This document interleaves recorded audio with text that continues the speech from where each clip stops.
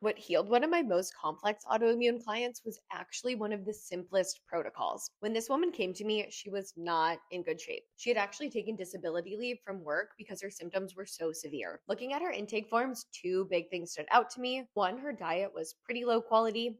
And two, she'd had a pretty significant history of trauma. We know from studies that those with a history of trauma or adverse childhood exposures have significantly higher odds of developing autoimmune issues. Now, because her symptoms were so severe, I also wanted to run testing right off the bat.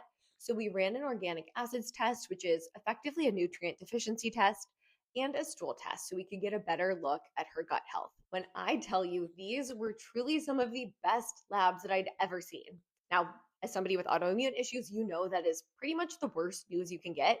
When you feel like your body was lit on fire, but your labs look totally normal, it just doesn't make sense and it's very unsatisfying. So, while this was honestly a shocking result to both of us, it was also the data we needed to double down on her diet and nervous system support. You might have heard that all autoimmune is just leaky gut. And while leaky gut can certainly be a contributing factor to many people, it was not for this woman.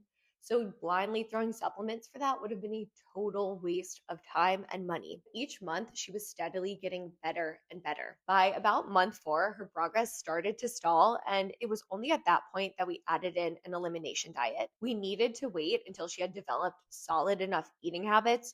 Otherwise, doing an elimination diet, one, just might not have been necessary, and two, would have caused so much more stress to an already stressed out body. By just consistently focusing on the lowest hanging fruit and layering in more as she mastered those, this client was able to not just come off of disability, but actually she ended up starting her own company. In your own journey, make sure you're not jumping to all of these crazy higher level activities when healing can be so much simpler. If you have no idea where to start, I've posted a few different videos on where to get started, so be sure to check those out. And I'll keep sharing these client case studies so you can see how I approach healing. Make sure you follow along so you don't miss those.